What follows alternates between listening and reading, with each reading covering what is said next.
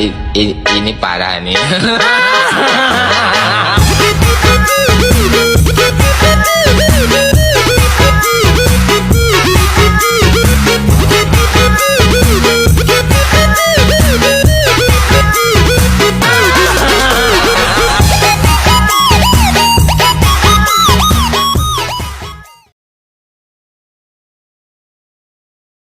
Jadi mikir umat ini komplit, tiga itu ada semua.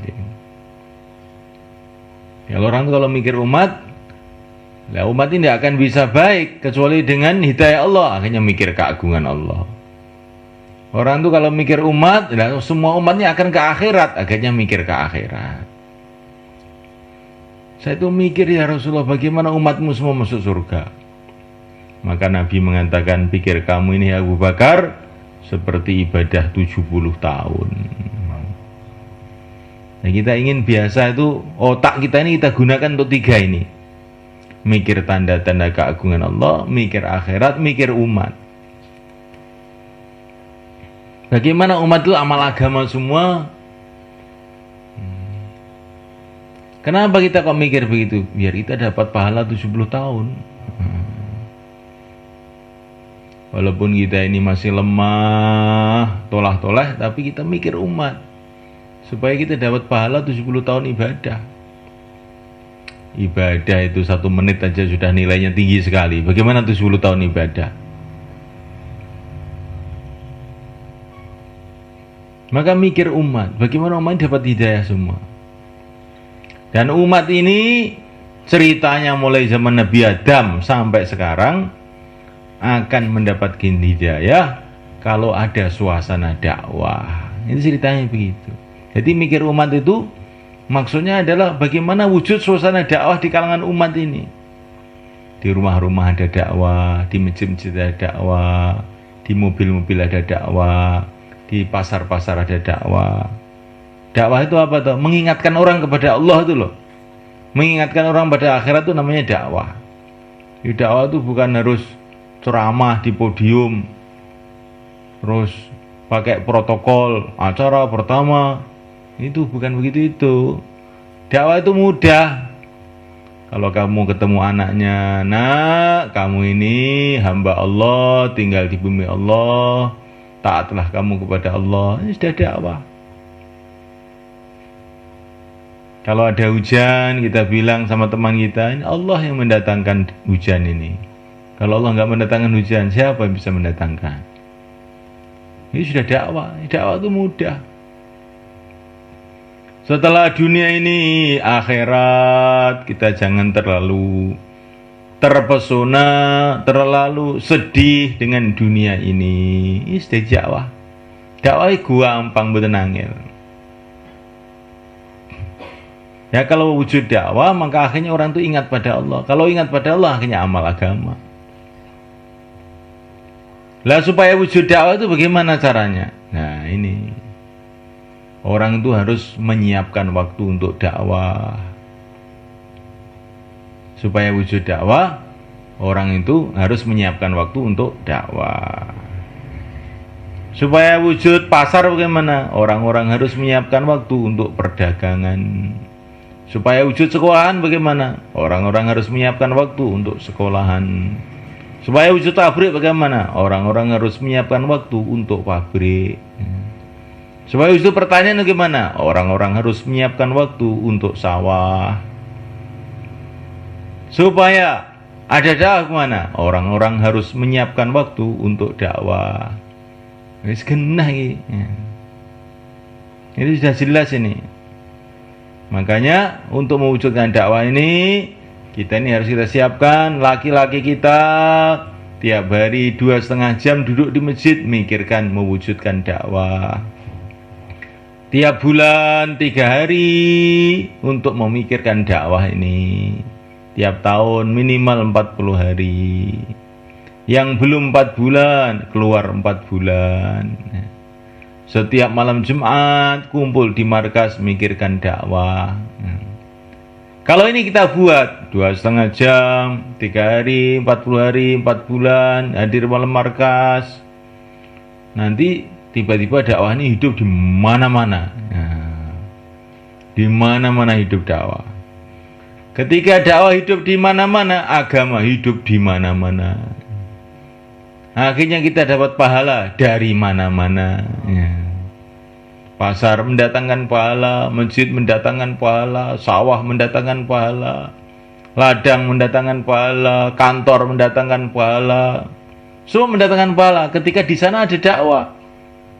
Kalau pasar itu ada dakwah, kayak pasarnya orang Madinah zaman Nabi, maka di pasar itu ada dakwah, akhirnya orang pada amal agama di pasar. Akhirnya perdagangannya jadi baik, tidak tipu menipu, tidak ada pertengkaran, mengikuti syariat. Akhirnya dari pasar itu muncul orang-orang baik, muncul wali-wali Allah dari pasar. Ketika di ladang-ladang di Madinah ada dakwah yang digerakkan oleh Mus'ab bin Umair radhiyallahu ta'ala anhu, sahabat Nabi dikirim ke Madinah, namanya Mus'ab bin Umair, gerak di Madinah selama 1 tahun. Belum ada masjid, Madinah belum ada masjid waktu itu. Geraknya di ladang-ladang, kebun-kebun kurma, sumber-sumber air. Maka dari ladang-ladang, dari sumber-sumber air, kebun-kebun kurma, muncul wali-wali Allah. Nah, muncul wali-wali Allah. Nah, mulaikan Allah SWT, maka kita betul-betul usaha. Ini ibu-ibu kita pikir, ini anaknya yang laki-laki. Kalau yang masih belajar di sekolahan, waktu perayaan dikeluarkan 40 hari atau berapa hari saja. Yang sudah tidak di sekolahan, diusahakan dikeluarkan. Berapa hari saja? 4 bulan, 40 hari, 3 hari. Suaminya didorong, suamiku, kamu keluar dari jalan Allah. Baru mikir saja kamu sudah dapat pahala 70 tahun. Kamu keluar 4 bulan, urusan anak, urusan kambing, urusan rumah, saya yang ngurus. Kamu berangkat 4 bulan. Kalau kamu berangkat 4 bulan, saya di rumah ngurus rumah, saya dapat pahalanya juga. Karena katanya, dalam satu hadis, orang yang membantu orang keluar, dapat pahala orang keluar. Kamu keluar, saya yang ngurus rumah, saya di rumah dapat pahala seperti orang keluar juga.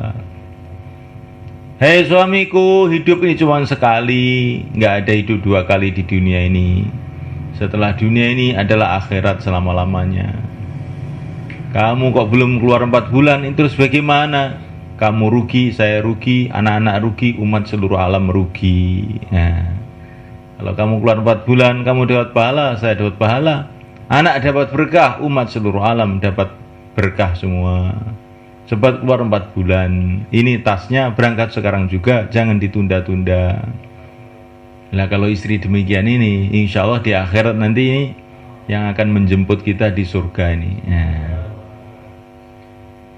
Jadi kita ini ingin jadi istri model bagaimana? Nah, kita pikir.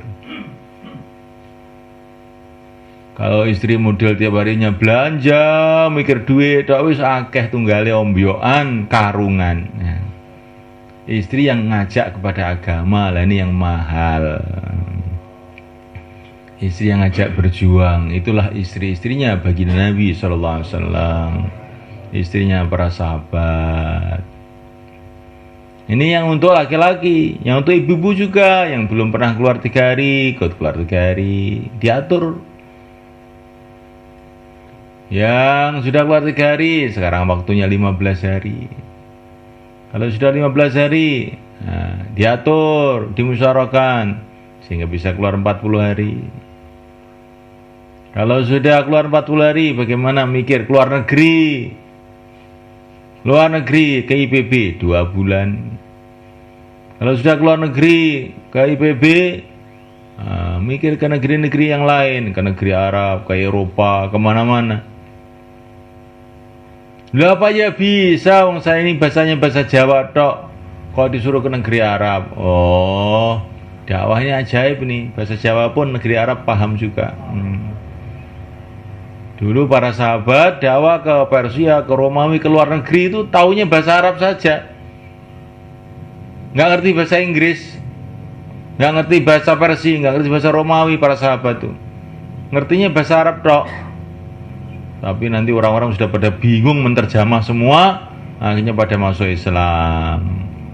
Kamu juga begitu, bisanya bahasa Jawa, pergi ke Arab. Nanti orang Arab terjemah bahasa Jawa kita. Akhirnya orang-orang Arab pun mikir agama, mikir dakwah. Kita dapat pahalanya.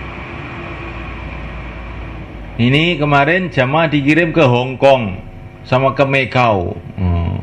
Jamaah Masturat dari Semarang dikirim ke Macau. Macau itu tempatnya maksiat seluruh dunia itu di sana.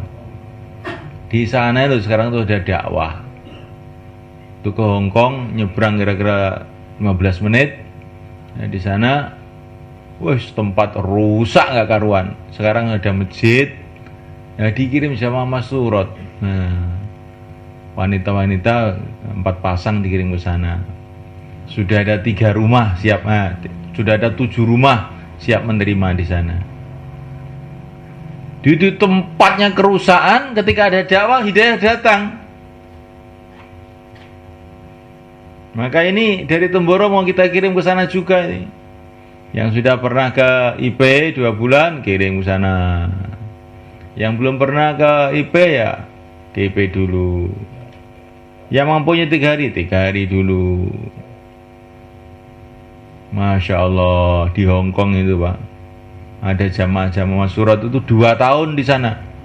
Ada yang 4 tahun, 6 tahun. Tapi sayangnya ini jamaah golek duit. Ya. Dari Magetan juga banyak itu. Bukan 3 hari, bukan 40 hari, 2 tahun. Anaknya yang masih netek, masih nyusu ditinggalkan, suaminya ditinggalkan, rumahnya ditinggalkan untuk golek duit. Nah kita ke sana bukan mau cari duit. Duit itu Masya Allah, untuk apa duit itu? Kita mau cari akhirat. Cari doanya Nabi. Orang yang mikir umat didoakan Nabi. Rahimallahu khulafai alladzina yuballighuna anni. Semoga Allah merahmati penerus-penerusku yang menyampaikan agama dari aku. Kalau kita mikir umat, dapat doanya Nabi. Orang dapat doanya Nabi, Masya Allah nggak akan rugi dia.